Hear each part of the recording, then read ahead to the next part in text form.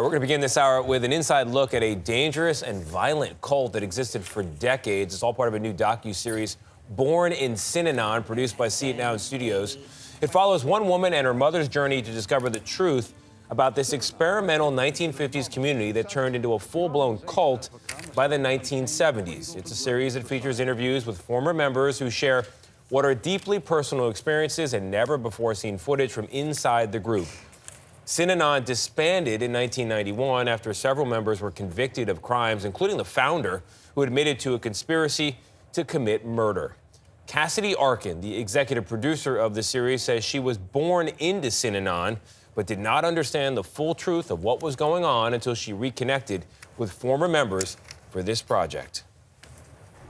I'm Cassidy, and I was born in a cult. What? In a cult?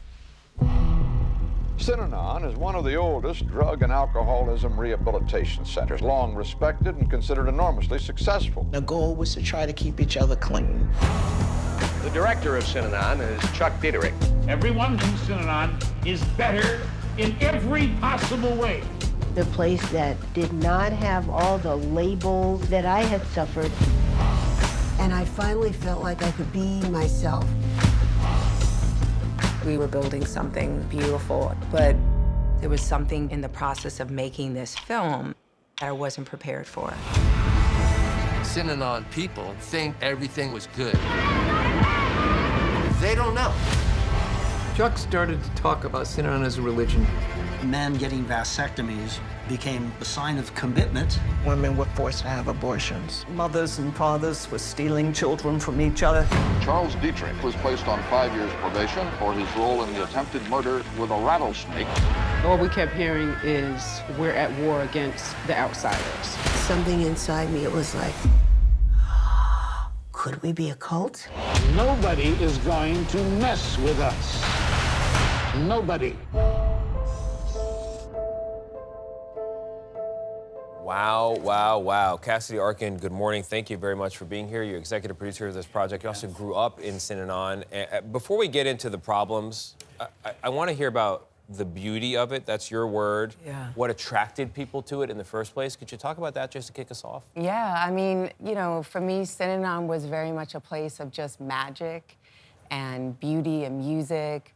The culture was just unlike anything that I had ever experienced after leaving Synanon. In terms of, that was part of the inspiration of wanting to tell my story, because so much of the stories that I'd been told was something I didn't relate with when it came to Synanon. So you were born in Synanon, your parents were members, you left when you were 6. What do you remember about those early years?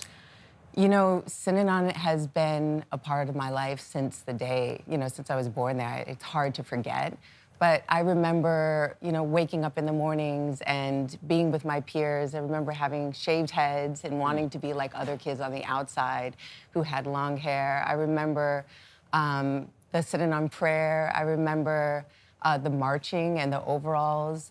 I remember the wire, and I also remember the hard and tough moments of the regiments and the changes that were happening as we started to grow up, because the culture of Synanon was always changing. Yeah, because Cassie, it started as an organization to help drug-addicted people. That was the intention. Correct. And for a while it did that. When did it make the switch? You know, it was a slow progression, but Synanon, as it became more powerful and more popular and people started to come in, there was this group of people who were called squares, and the squares were people who were non-addicted members. Yes. And they were realized trying to help others, yeah. They were trying to help others, and they realized they could make a change too.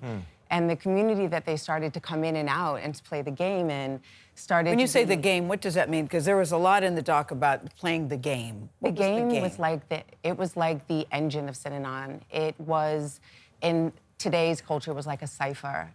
So it was where the truth was told, where you could sit down in the room and you could speak to people, you could yell at people, you could cuss at people, but you told your truth. Yes. And it was one of the most powerful ways of really being able to express yourself and to be honest, but also to make change. Yeah, at one point they were talking about the diversity. Black and whites could yell and scream at each other, say horrible things to each other, but they were speaking their truth and there was no fighting. And people saw the beauty of that, of being able to do that. It was like being on LSD without being on LSD. You could be in this space and you'd be going back at each other.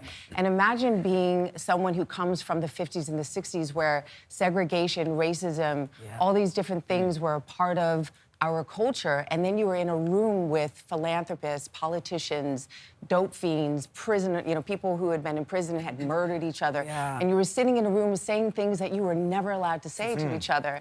That racism blocked us out. As a Black multiracial woman, there are things that I'm not allowed to say to people. In Synanon, within the Synanon game, we were able to tell our truth, and we were accepted within that place. And once you were done, you would get up and you'd leave. The children were separated at birth and raised communally. Correct. How did that have a long-term impact on some of those children who became adults? Well, you have to understand, for me, I was born there.